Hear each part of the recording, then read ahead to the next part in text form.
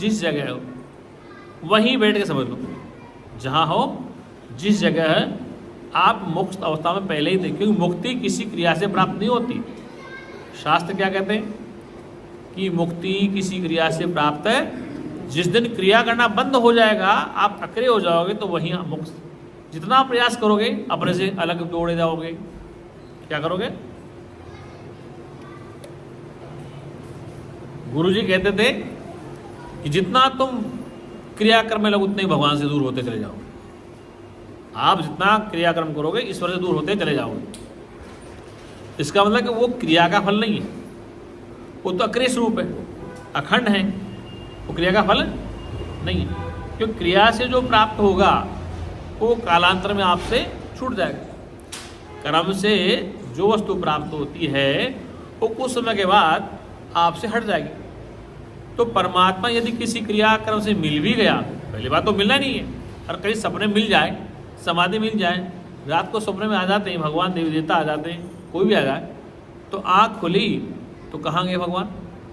अगर आपको स्वप्न में देवी दिखाई दे रही, कोई देवता दिखाई दे रहा है और बहुत अच्छे पास में बैठे, साथ कहते हैं ये 4 प्रकार की मुक्ति है। 4 प्रकार की मुक्ति, भगवान के पास बैठ जाएं, भगवान के साथ खेल लें, भगवान हम एक जगह बैठ जाएं, वो हमारी रक्षा करे, सारोज्य सालूप्य सारूप, 4 प्रकार की मुक्ति है। तो वो क्या है? वो एक कल्पना है। क्या है? वो एक जीव की कल्पना है कि 4 प्रकार की मुक्ति होती है। मुक्ति में कोई प्रकार होता ही नहीं है, जब प्रकार बंद हो जाते हैं तब मुक्त होता है। मुक्ति किसकी है? स्वरूप की मुक्ति नहीं होती। हमने जो मुक्तियाँ मान रखी कि उस लोक में जाएंगे, साकेत लोक में जाएंगे, ब्रह्म लोक में जाएंगे, और क्या नाम देवलोक में जाएंगे, पता है कृष्ण लोक में जाएंगे, गोलोक, ये लोक लोकांतर, लोक और लोक के स्वामी। कृष्ण गीता में क्या कहते हैं? लोक और लोक के स्वामी तो आवागमन में रहते हैं।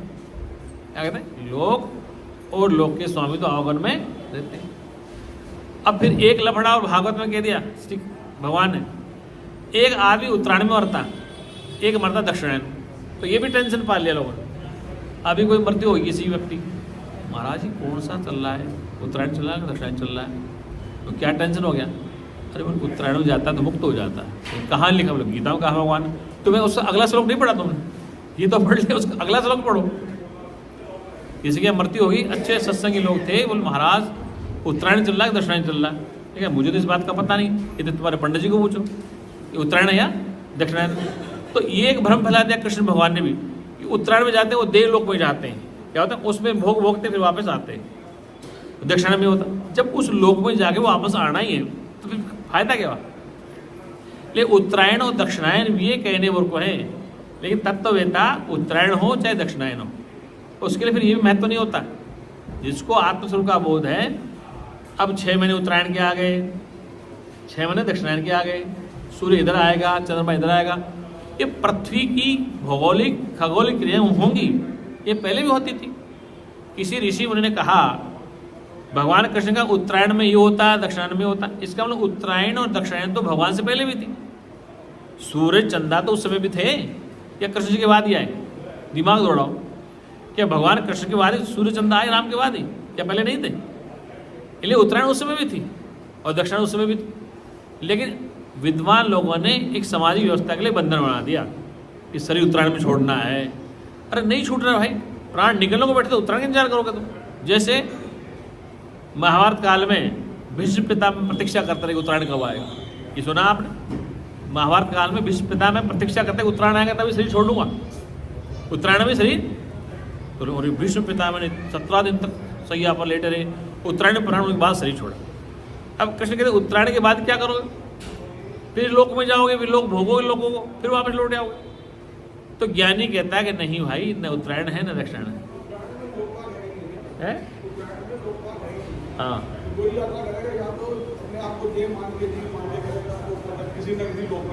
हाँ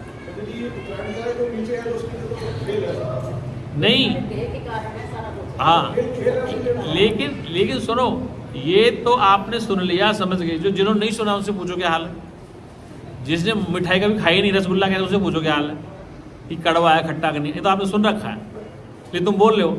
जिन लोगों ने कभी सुना है नहीं उत्तरायण दक्षिणायन, उनसे पूछो क्या हाल है, वो परेशान है। अरे बाहर 1 घंटा और सांस रोक ले, अभी 2 घंटा और सांस रोक, ट्रेन चालू होने वाली, मतलब जैसे अभी मुक्ति आने वाली।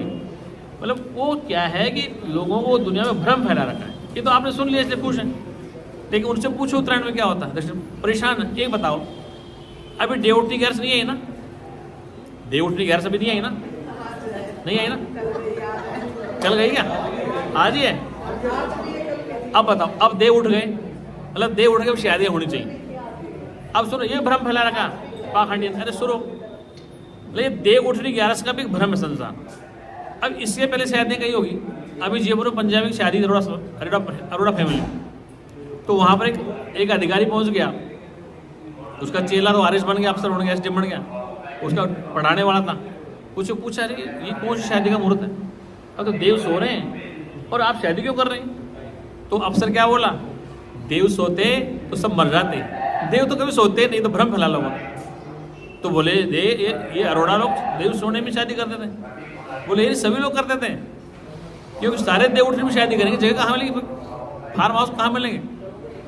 ये देव सोना और देव उठना भी एक भ्रम है। देखो सूर्य देव जैसे होता है ना, सूर्य देव, अरे हमारे पंचदेव हैं सनातन में, कितने पंचदेव सोते नहीं हैं, अगर वो सो गए तो सारा काम खराब हो गया। तो ये भी अपनी सुविधा के लिए कि हाँ वहाँ जाके शादी में कर्मकांड करें, वहाँ से कुछ मिल जाएगा, वहाँ विवाह कर दें, वहाँ कुछ मिल जाएगा, तो इन्होंने बांट दिया। अब बताओ, एकादशी भी 2-2 करते हैं, क्या करते हैं, पूर्णिमा 2-2 कर देते हैं अपनी सुविधा के अनुसार, कि जहाँ यहाँ से माल बटोरा पड़ने चाहिए दूसरी जगह चल जाएगी। अब यहाँ एकादशी दौरान हो गई, पूर्णिमा दोपहर बाद हो जाएगी, मतलब सुबह की पूर्णिमा भी खा लेंगे, दोपहर बाद भी खा लेंगे पूर्णिमा। इसलिए एकादशी, पूर्णिमा, अमावस्या, देवउठनी ग्यारस, ये हमने सबने कल्पित कर रखी है। खगोलीय घटना से सूर्य, चंद्रमा और तारे अपनी क्रिया करते रहते हैं। पूर्णिमा भी आएगी, जैसे अभी कार्तिक पूर्णिमा आ रही ना, तो सरदारों ने कहा कि एक गुरु नानक की पूर्णिमा है, सबने मान लिया। अब प्रश्न ये आता है कि पूछना है कि क्या गुरु नानक देव से पहले पूर्णिमा नहीं होती संसार में। चलो बर्थडे होता है, तो क्या गुरु नानक दी जन्म थे, मतलब इस संसार में गुरु पूर्णिमा को क्या गुरु नानक का जन्म हुआ था क्या। हजारों करोड़े कीड़े मकोड़े पैदा हुए होंगे, फिर कई ऋषि मुनि और भी होंगे। क्या सितंबर में मोदी जी पैदा हुए थे क्या, मोदी जी का जन्मदिन लोग मनाते हैं सितंबर में, तो क्या मोदी जी पैदा है सितंबर में, पूरे सितंबर में कितने जीव पैदा हुए होंगे शरीर। लेकिन कहने का तात्पर्य है कि लोग जोड़ लेते हैं उनसे, नहीं वो उनके जो अनुयायी फॉलोअर्स हैं उनकी श्रद्धा और उनकी निष्ठा है ना।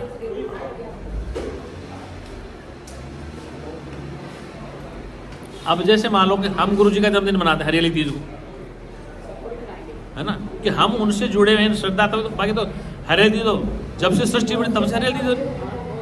इसलिए कहने का तात्पर्य ये जो तिथि है, त्योहार है, मनुष्य नहीं बनाए। जैसे दीपावली के कई मतांतर हैं। हम सनातनी लोग क्या कहते हैं कि भगवान राम ने लंका पर विजय प्राप्त करके वापस अयोध्या लौटे, तो अयोध्या वासियों ने दीप जलाए, उनके स्वागत ये हम मान लें। अब बौद्ध धर्म में चलो, बौद्ध लोग क्या कहते हैं, बौद्धिस्ट लोग भगवान बुद्ध को स्वरूप का बोधित्व प्राप्त हुआ। क्या हुआ, भगवान बुद्ध को उस दिन अपने स्वरूप का बोध प्राप्त हुआ, तो उस स्वरूप के जगह जगह दीप जलाएगी, दीप मालाएं जलाएंगे। हाँ, अच्छा फिर जैन मुनि कहते हैं, जैन मुनि कहते हैं उस दिन भगवान महावीर का जन्म। इसलिए सबकी अपनी मान्यता है। ये सब मान्यताएं होते भी हम अगर आपस में प्यार से रहें तो कितना बड़ा। बगीचे में गुलदस्ते होते हैं तरह तरह के, एक बागवान के बगीचे में गुलाब भी है, केवड़ा भी है, गेंदा भी है, तुलसी भी है, रात की रानी भी, और कुल मिला के बगीचा अच्छा लगता है। हम सोचे हम गुलाब का बाग रखेंगे, बाकी सब निकाल लेंगे, तो ये तो हमारा सोच ठीक नहीं ना कि हम तो गुलाब का बाग लगाएंगे, उसमें गेंदा, केवड़ा या तुलसी, रात की रानी या और पौधे, खुशबू सब में खुशबू, कुछ पौधे खुशबू नहीं देते, इसलिए वो बगीचा सुंदर क्यों लगता है, विभिन्न प्रकार के पौधों से लगता है। ऐसे हम समाज में अनेक प्रकार के त्यौहार मनाते हैं और सब भारत में लोग रहते हैं, क्या रहते हैं। और जितने कट्टर देश हैं उनका हालत ख़राब है, जो कट्टर हो चुके, सीरिया, बगदाद, अफगानिस्तान, पाकिस्तान, बांग्लादेश, ये सब तबाह हो चुके। क्या हो गया, अच्छा सीरिया में मुसलमान थोड़ी है, बगदाद मुसलमान थोड़ी है, ईरान मुसलमान थोड़ी, हिंदू थोड़ी है, सारे वही हैं। तो जिनकी बुद्धि विकृति होगी तो कहीं नहीं दुनिया, वो शैतान ही होगा। क्या करेगा? चाहे वो सनातनी हो, चाहे हिंदू हो, चाहे सरदार, कोई हो, जो कट्टरता में हो वो दुखी होता है। इसलिए ज्ञान कहता है कि सबसे बड़े आप में प्रेम संस्कार नहीं है तो तुम्हारा ज्ञान बेकार। इसलिए गुरु नानक देव के बाद जो गुरु रामदास है, उन्होंने गुरुद्वारा अमृतसर का निर्माण चालू किया। रामदास ही थे, कौन सी पास है मुझे नहीं पता, गुरु रामदास थे या रामदेव थे, अंगदेव थे, कौन थे, उन्होंने गुरुद्वारा प्रारंभ किया। अब गुरुद्वारा प्रारंभ किया तो हम मकान में एक दरवाजा रखते, उन्होंने जब 4 दरवाजे बना दिए, कितने, एक इधर एक इधर। आप अमृतसर गए होंगे लोग, वहाँ गोल्डन टेम्पल देखने गए होंगे, उस गोल्डन टेम्पल में 4 दरवाजे। तो संगत ने पूछा कि महाराज ये बताइए कि 4 दरवाजे क्यों बना रहे हैं आप, इस सरोवर क्यों बना रहे हैं? अरे बोले भाई मैं ये कहना चाह रहा हूँ कि इस भारत का हालात ख़राब है, इसलिए इस गेट से वो आएगा, इस गेट से वो आएगा, इस गेट से वो आएगा, चारों यहाँ आएंगे जो अपने वर्ण में मरे पड़े। क्या आएंगे? चारों यहाँ आएंगे जो अपने वर्ण में मरे पड़े, और इस तालाब में स्नान कर एक हो जाएंगे। मतलब गेट के बाहर तुम 4 हो, अंदर आगे तो एक हो गए। इस सरोवर जो मैंने बनाया स्नान के लिए, इसमें तुम बातें छोड़ो और नहा के बाहर निकलो, मैं एक ओंकार सतनाम कर्ता पुरुष अभय अविनाश, बाकी सब लफड़ा तो तुम जा सकते हो। तो गुरु ने इतनी बात सोची कि जो लोग संसार में वर्ण में मर रहे, वर्ग में मर रहे हैं, इनके 4 दरवाजे, भाई तुम दरवाजे तक हो बस, उसके बाद तुम साथ संगत हो, गुरु की संगत हो, तुम्हें कोई भेद होना चाहिए। इसलिए वो 4 दरवाजे में, इधर से वो आएगा, इधर से वो आएगा, चारों आएंगे, स्नान करेंगे, एक लंगर में बैठेंगे, जो बनेगा सबको खाना पड़ेगा। क्या खाना पड़ेगा? एक ही लंगर में जो लंगर बनेगा सब संगत को खाना, तो वो तो गुरु की महिमा। और आज मेरे अंदाज से 1 लाख आदमी अमृतसर गुरुद्वारा में डेली भोजन करता है। मैं वहाँ रह के देख के आऊँ, 1 लाख आदमी पर डे भोजन करता है। और वहाँ पर ये नहीं पूछता कि कौन मजहब है, कौन धर्म है, कौन जाति, कौन, सब खाते हैं। और वहाँ पे प्याज लहसुन तो थोक में ट्रकों के ट्रक पड़े रहते हैं। लोग एकदम प्याज लहसुन नहीं खाते, गुरुद्वारों में थोक में पड़े प्याज लहसुन, ट्रकों के ट्रक गेट में, और सारी संगत छिलती और लंगर में देते। तो कहने का अभिप्राय है कि उन महापुरुषों ने कितना उच्च कोटि का विचार था कि जिससे कि संसार में ये वैमनस्यता खत्म हो और आपस में भाई भाई की तरह लोग रहे। अनेक बार कबीर ने प्रयास किया, रविदास ने प्रयास किया, क्या ये संसार मान जाता है? अगर आज कबीर साहब होते और दोहा बोलते जो उनके चलते हैं, पहाड़ पूजे हरी मिले तो मैं पूजू, पहाड़ ताते चाके हुई पीस का है संसार, तो लोग क्या कहते हैं? उनके क्या आरोप लगाते? पहाड़ पूजे हरी मिले तो मैं पूजूं, पहाड़ ताते चाली भी पीछ का है ना। इसलिए कहने का तात्पर्य है कि वो जो कहना चाह रहे उसको नहीं समझते। तो कहने का, ऋषियों ने बहुत कुछ कहा है, कबीर ने तो हिंदू मुस्लिम दोनों का लिख दिए अपने वाणी में, हिंदुओं को भी और मुसलमानों को कहा है। तो कहने का तात्पर्य कि महापुरुष अपने समय में कह जाते अपनी बात, और जो समझ जाते उनको मौज मिल जाती, और कट्टरता में फंस जाते हैं ना, वो मामला गड़बड़ है। कट्टरता में जो फंस जाते हैं मामला, ये कट्टरता हमेशा दुखदायी है। इस शरीर में अगर ये जोड़ों में लचक न हो ना तो शरीर मुड़ेगा नहीं। लोहे का स्पूत, मिट्टी का, पत्थर का स्पूत घूम सकता है क्या? शरीर में भी ईश्वर ने हर जगह इनको घूमने की जगह बनाई है। हाथ पैर अंगुली ये सब हिलते हैं, जॉइंट दिखते नहीं है, ये सब हिल रहे हैं। इस शरीर में अगर लचक नहीं होगी तो शरीर नहीं चलेगा। ऐसे ही अगर मनुष्य में इंसानियत विनम्रता की नहीं होगी तो फिर आगे चलना बड़ा मुश्किल है। वो सच्चिदानंद भगवान। आइए अपने विषय में। अब वो चेतन आत्मा की परिभाषा शास्त्रों में क्या दी है? उपनिषद कहती है अजो नित्य शाश्वतो पुराणन हनित्य हन माने शरीर। अजो नित्य वो तुम्हारा स्वरूप अजन्मा नित्य है, शाश्वत है, सनातन, और हमेशा नित्य की प्राप्ति के लिए अनित्य कर्म नहीं करना पड़ता। नित्य तुम्हें नित्य प्राप्त है, वो अनित्य नहीं हो सकता। इसलिए तुम्हारा परमात्मा नित्य तुम्हारे पास। गीता में कृष्ण नित्य युक्त से योगी न, योगी मतलब ज्ञानी हमेशा नित्य में रहता है, अनित्य में जाता ही नहीं, और हर कर्म उसका वर्तमान में होता है। किसमें होता है? हम सत्य में रहकर सब काम करते हैं, असत्य में कभी नहीं होते। सत्य में रहकर सब काम करते हैं। कई लोग उल्टा नहीं, असत्य बैठे सत्य में पहुंचेंगे। अरे असत्य में रहकर सत्य में कैसे पहुंचोगे तुम? आप सत्य में पहले ही हैं, आप सत्य में पहले ही, इसलिए सत्य में हैं और सत्य में रहकर सब काम कर सकते हैं। वर्तमान में हैं, वर्तमान में रह के सभी काम कर सकते हैं। भूत भविष्य तो आप ही तो कल्पना कर रहे हैं बैठे बैठे। रात को सपना भूतकाल हो गया, अब वर्तमान में बैठे। भूत भविष्य वर्तमान ये सब तुम्हारी कल्पना क्या है। जिसने भूत को देखा और जिसने वर्तमान को देखा और जो भविष्य देख रहा है, ये तीनों का दृष्टा साक्ष्य एक ही है। आज के 20 साल पहले तुम क्या थे, आज क्या हो, कल क्या रहोगे। तो इन तीनों कालों को जानने वाला त्रिकालावादस्ताम, जिस वस्तु का तीन काल में कोई वाद नहीं कर सकता, वो चेतन तत्व तुम्हारा आत्मा है। तीन काल में जिस वस्तु का नाश नहीं होता, नैनम छिदन्ति शस्त्राणि नैनम देहति पाओगे और न सुसोति मारुति, कि जिसको न शस्त्र काट सकता है, न अग्नि जला सकती है, न जल गीला कर सकता है, तो कौन है, वो नित्य है। और नित्य को समाप्त नहीं कर सकता। नित्य वस्तु को कोई समाप्त नैनम छिदन्ति शस्त्राणि नैनम देहति पाओगे, उस नित्य आत्मा को कोई शस्त्र नहीं काट सकता, उसको जल गीला नहीं कर सकता, वायु सुखा नहीं सकती, अग्नि जला नहीं सकती। इसलिए वो जो नित्य स्वरूप है वो आपके ही पास है, बस उसकी भूल हो गई उसकी। तो कबीर ने कहा कि आदत बुरी सुधार लो, बस हो गया भजन। आदत बुरी सुधार लो, बस हो गया भजन। कहाँ से तुम आए हो और कहाँ तुम्हें जाना, बस इतना पता कर लो, हो गया भजन। आदत क्या है, जन्म जन्मांतर की आदत होगी। मैं शरीर वाला हूँ, मैं पिता हूँ, मैं पुत्र हूँ, मैं जन्मता हूँ, मैं दुखी हूँ, मैं पापी हूँ, मैं ये दिन भर चिंतन चलता रहता है। तो कबीर आदत बुरी सुधार लो, बस हो गया भजन। ये जो आदत तो आपने की सबसे बड़ी गंदी आदत कि मैं अपने आप में देह हूँ, ये गुरु जी कहा करते थे, ये वेद भी कहता है, आप भी सुनते सब जानते। सबसे बड़ी आदत है कि मैं देह नहीं हूँ। शुद्धो अस्सी बुद्धो सी दिनोसी संसार माया क्षण मंगरम, ये मदालसा का ताबीज है। गुरु जी पुस्तक में लिखते हैं मदालसा का ताबीज, पुराने पत्र का मदालसा का। अब मदालसा का दृष्टांत उपनिषद में है, किसमें, उपनिषदों में है, महाभारत काल में है, आपके भागवत में। तो मदालसा कौन, एक विदुषी क्या है, जो अपने बच्चों को ब्रह्मवेत्ता बढ़ा रही है, कुछ को संसारी ज्ञान दे। इसलिए मदालसा का जो ताबीज, मदालसा का जो ब्रह्म ज्ञान है वो अजो नित्य शाश्वतो पुराण। शुद्धो से बुद्धो, तू शुद्ध स्वरूप है, तो शुद्ध स्वरूप है, तू बोध स्वरूप है, तो अजन्मा है, तू नित्य है, शाश्वत है, सनातन है, चेतन है, ज्ञान है, तो तू ही है सब कुछ। ऐसा ज्ञान प्राप्त करने के बाद, समझने के बाद, क्योंकि ज्ञान प्राप्त नहीं किया जाता है, प्राप्ति की जो प्राप्त है उसी को जानना है।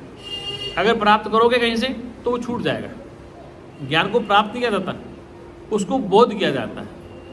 ये ज्ञान प्राप्त नहीं होता, परमात्मा प्राप्त नहीं होता। परमात्मा तो प्रथम ही प्राप्त है, वो जो प्राप्त है उसी की प्राप्ति करनी है, उसकी विस्मृति होगी, उसकी भूल होगी। तो उसी भूल के लिए कहा गया बहु काल करो सत्संग, कि बहुत काल तक सत्संग श्रवण करो। बहुत काल तक करोगे तो वृत्ति का तो खेल है। देखो इस जीव के अंतर्गत तीन बीमारी, मल, विक्षेप और आवरण। अब मल क्या है, जन्म जन्मांतर के संस्कार हैं, उनको निष्काम कर्म के द्वारा हटाया जाएगा। जन्म जन्मांतर के संस्कार हैं वो निष्काम कर्म से हटाया। फिर कहा विक्षेप क्या है, चित्त की चंचलता। इस चित्त की चंचलता को रोकने के लिए ऋषियों ने माला दे दी, जाप दे दिया कि थोड़ा बहुत घंटा 2 घंटा राम का नाम जपेगा, माला फेरेगा, हर एक करेगा तो इसका चित्त रुकेगा। और आवरण तो ज्ञान से हटता है, हटता है, पानी पे काई है वो हटानी पड़ती। इसलिए जीव की 3 समस्या, मल, विक्षेप और आवरण। तो मल क्या है, जन्म जन्मांतर के जो संस्कार है अंदर, क्या है। आप कई बार कहते हैं महाराज जी हमारे परिवार में तो ऐसा कोई था ही नहीं। आप क्या कहते हैं, सुनो ये वैज्ञानिक दृष्टिकोण। आपने कहा महाराज हमारा ये बच्चा ऐसा कैसे हुआ, न मैं थी, न मेरा पति था, न मेरा मामा था, न था, ये कैसे हो गया ऐसा। ऐसा नहीं तो भूल गए, तुम्हारे 500 पीढ़ी पहले कोई रहा होगा, ऐसा 100 पीढ़ी पहले रहा होगा। अब आप 3 पीढ़ी जानते हो, अपने को, अपने पिताजी को, दादाजी को। आप कहाँ से चलते आ रहे हैं। 100 वर्ष पहले तुम्हारे दादाजी दादी कैसे थे, उनसे आके परिवार बना, फिर उसके मामा मामी कैसे थे, उसके चाचा ताऊ कैसे थे, वो लड़की कहाँ से आई, लड़का, तो सारे संस्कार इकट्ठे नहीं हो गए। तुम कहते मैं भी ऐसी नहीं हूँ, मेरा पति भी ऐसा नहीं, मेरा ससुर भी ऐसा नहीं, ये कैसे हो गया। अरे भाई कारण है, बिना कारण कार्य नहीं हो सकता, कि कहीं संस्कार में है वो बीज में, तो वो आ रहा सामने। क्या कहा हमने सुने। हम ये कहना चाह रहे हैं कि बच्चा कोई नटखट हो या बच्ची कोई नटखट हो, जैसा भी हो, आप सोचते हैं महाराज हमारे तो ऐसा कोई था ही नहीं। ऐसा नहीं है, तुम्हारे नहीं था, तुम्हारे वंश में जरूर था भाई। 50 साल पहले 100 साल पहले कोई जरूर था, क्यों वंशसाल तो वहीं चल रही ना। मूल को ढूंढो आप, मूल को ढूंढो, अपने पिता से पिता मिलाओ, दादी से दादी मिलाओ, नानी को नानी मिलाओ, बुआ को, तब देखो तुम कहाँ चलते आ रहे हो, कितनी पीढ़ी का संस्कार आता, वो शरीर बन रहा है। समझ रहे हो, वो शरीर बना, उस शरीर में वो संस्कार अचानक आ जाते हैं। तो आपको 2 पीढ़ी तो याद है, अपनी, अपने ससुर की, अपने माँ बाप की। 4 पीढ़ी पहले कौन कैसा था पता है, इसलिए वो सारे संस्कार इकट्ठे होकर शरीर बना है। इस संस्कारों का एक ही रास्ता है, शास्त्र ने, महाराज जी कहते हैं कि निष्काम क्रम से सब समाप्त हो जाते हैं, और निष्काम क्रम ज्ञान समझ में आएगा तो संस्कार जल जाएंगे ज्ञान से। फिर जो विक्षेप है, विक्षेप क्या, मन का विक्षेप है, चित्त का विक्षेप है। तो मन का चित्त का विक्षेप दूर करने के लिए आपको माला दे दी संतों ने, नाम जाप दे दिया, हवन दे दिया, सुंदरकांड कर लो, गुटखा पढ़ लो। सरदार भी देते हैं, क्या देते हैं, सरदार भी कहते हैं, वो गुटखा देते हैं, जब पूजी साहब का उसको जपो। हमारे सुंदरकांड देते हैं, गीता का पाठ पढ़ो, दुर्गा सप्तशती पढ़ो, हनुमान चालीसा पढ़ो। दुर्गा चालीसा आजकल तो कई चालीसा आ गए, अभी आजकल श्याम जी चालीसा हो रहा है, क्या गया, अब श्याम चालीसा आ गया। तो ये क्यों दिया जाता है कि इसके मन को ठहराव हो गई, इसका मन जो भागता है इधर उधर दौड़ता है, इसको थोड़ी माला में लगा दो, थोड़ी पूजा में लगा दो, थोड़ा नामदान में लगा दो, इसलिए विक्षेप रुकेगा। और जो आवरण है वो अविद्या का आवरण तो ज्ञान से दूर होगा, न माला से दूर होगा, न जप से दूर होगा। वो आवरण जो है, आवरण मतलब अपने स्वरूप की विस्मृति है, और आवरण ओढ़ लिया शरीर वाला, इसकी निवृत्ति तो ज्ञान से होगी। इसलिए कहा नायम आत्मा बलहीन लभ्य, नायम आत्मा बलहीन लभ्य, कि वो आत्मा बलहीन को नहीं मिल सकती। अरे बलहीन का मतलब क्या हुआ, जो जिज्ञासु नहीं है, जो ब्रह्म विद्या को समझना नहीं था, वो बलहीन है, निर्बल है। वो जो सुनना ही नहीं चाहता, जो जिज्ञासु है ही नहीं, तो नायम आत्मा बलहीन लभ्य, कि तब तो बोध उसको नहीं हो सकता। जो गुरु वाक्यों पर, वेद वाक्यों पर श्रद्धा नहीं रखता, उसको सुर का बोध नहीं होता है। इसलिए गीता में श्रद्धावान लभते ज्ञानम, श्रद्धा से ही ज्ञान की प्राप्ति। अब श्रद्धा क्या करनी, गुरु के वाक्यों को, वेद के वाक्यों को श्रद्धापूर्वक सुनेंगे तो ही आपको सुर का बोध होगा। नायम आत्मा बलहीन लभ्य, और जिसमें बल नहीं है, जिसमें निष्ठा श्रद्धा नहीं है, जो जिज्ञासु नहीं है, उसको बोध हो ही नहीं सकता। वो तो क्या है, कुतर्की है, निष्ठुर है, कुतर्की है, विटंडवाद है, निष्ठुर है, उसको बोध कैसे होगा। तर्क भी करे, ढंग से करे, बैठे ढंग से बैठे सुने। तो जो कुतर्की है, निष्ठुर है, वितंडवाद है, उसको बोध नहीं हो सकता है बिल्कुल भी।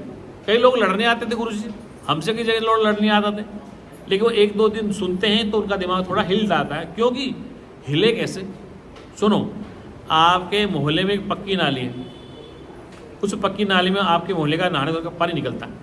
क्या निकलता है, पानी।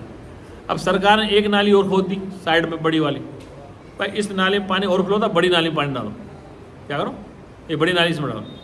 अब दिक्कत क्या हो रही है, वो दूर पड़ रही है, हमें नाली और बढ़ानी पड़ेगी, हमारा खर्चा और होगा, तो हम नक्शा बचा के उसी में पानी डालने, पहले वाली में, उसको तोड़ के नहीं ना आता। और जिन परंपराओं में फंसे पड़े लोग, एक बार मैं राजस्थान में सत्संग कर रहा था, एक मेरे पास प्रिंसिपल आ गया, वो था जय गुरुदेव जी का चेला। वो सत्संग सुने हमारा, और सत्संग सुनने के बाद वो सुबह 4 बजे उठ गया। अब गुरु ने मंत्र दे रखा था, तो मैं 4 बजे उठ, 4:30 उठ, वो ने चादर ओढ़ रखी, क्या चादर ओढ़ रखी, वो अपना कोई मंत्र दे कर रहा, लेकिन उसका ध्यान इतना अलर्ट था कि मेरे पैरों की आवाज़ पहचान ली, फट चादर हटा दी। तो मैंने ये कौन सा ध्यान है भाई, तुम ध्यान में थे या मेरा ध्यान कर रहे थे, कि आपने चादर ओढ़ ली और जाप कर रहे हो भगवान जी का, आपको मेरे पैरों की खड़खड़ा से पता पड़ा कोई आगे, फट आपने चादर उठा दी, तो ध्यान कहाँ था आपका। तो हम इस मन को जितना पकड़ते हैं ना, उतना ही ज़्यादा दौड़ता है, जितना पकड़ते हैं उतना। इसलिए मन को रोको ध्यान में, जप में, माला में, कितनी देर रोकोगे, 10 मिनट 15 मिनट, और जितना रोकोगे उतना ज़्यादा भागता है। इस मन को जितना तुम रोकोगे उतना ही ज़्यादा भागता है, आँख मीचते ही भागता है, पता है क्या क्या आता है जंजाल। बड़े प्रयास से जाके, अथक प्रयास से इसको रोका जाता है। इसलिए ये जो उपासना है, ये जो माला जाप है, ये जो नित्य क्रियाएं किस लिए दी? इससे कि आपका जल का जलवायु वातावरण ठीक रहे। क्या रहे? घर में सात्विक वृत्ति बनी रहे। सात्विक वृत्ति बनी रहेगी तब तो काम चलेगा, और सात्विक वृत्ति नहीं बनेगी तो फिर काम नहीं। इसलिए माला जपना, उपासना करना, साधना करना, मंत्र जाप करना, ये इसलिए है कि जिससे आपका मन, आपकी बुद्धि, आपका चित्त एकाग्र रहे, और एकाग्र करने के बाद फिर आपको ब्रह्म विद्या का उपदेश मिल जाए। बर्तन साफ हो गया, उसमें फिर कोई दही डाल दे, दूध डाल दे, खराब नहीं होगा घी, और गंदे बर्तन में घी डाल दे तो 10 दिन खराब हो जाएगा। इसलिए शास्त्रों के ही कर्म और उपासना ये मल विक्षेप को दूर करते हैं। आवरण केवल ज्ञान से मुक्त होता है। किससे होता है? ज्ञान से आवरण की निवृत्ति होती है। इसलिए कहा वेद में क्या, न तस्य प्राणा उत्क्रमणते, उस ज्ञानी के प्राण कहीं आते जाते नहीं, क्योंकि जब तक वह जीव अपने नित्य स्वरूप आत्मा का ठीक प्रकार से बोध नहीं कर पाता है, करता है, तो उसके संशय हैं। और भगवान गीता में कहते हैं संशय आत्मा विनश्यते, जिस आत्मा को संशय है उसका नाश हो जाता है। संशय आत्मा विनश्यते, संशय क्या है? वो गीता पे श्रद्धा नहीं करता, गुरु पे श्रद्धा नहीं करता, वेद पे श्रद्धा नहीं करता, वो अपना जीवन जीना चाहता है। तो संशय आत्मा विनश्यते, जिसको संशय है वेद वाक्यों पर, गुरु वाक्यों पर, तो वो वितंडवाद है।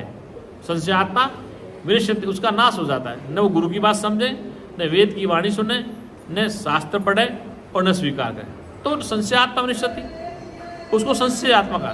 जो जीवात्मा वेद उपनिषदों पर, गुरु वाक्यों पर, संत की वाणी पर अगर श्रद्धा निष्ठा नहीं है तो उसको अपने स्वरूप का बोध नहीं हो सकता। वो सच्चिदानंद भगवान 2 मिनट कीर्तन बोल दीजिए। सत्यम ज्ञान अनंतम ब्रह्म, सत्यम ज्ञान अनंतम ब्रह्म,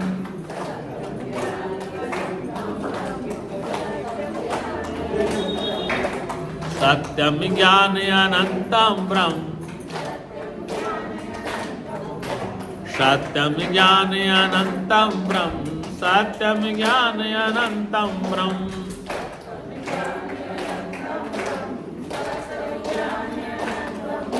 विज्ञानम आनंदम ब्रह्म, विज्ञानम आनंदम ब्रह्म,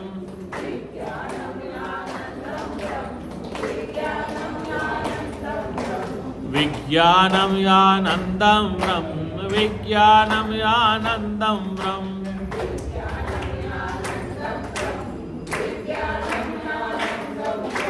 प्रज्ञानम आनंदम ब्रह्म, प्रज्ञानम आनंदम ब्रह्म।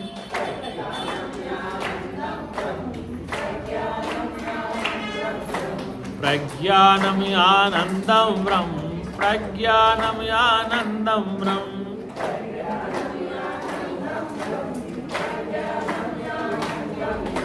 प्रज्ञानम आनंदम ब्रह्म, प्रज्ञानम आनंदम ब्रह्म।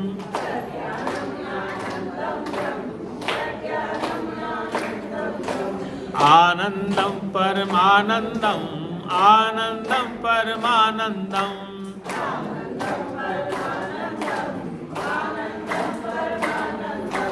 आनंदम परमानंदम, आनंदम परमानंदम।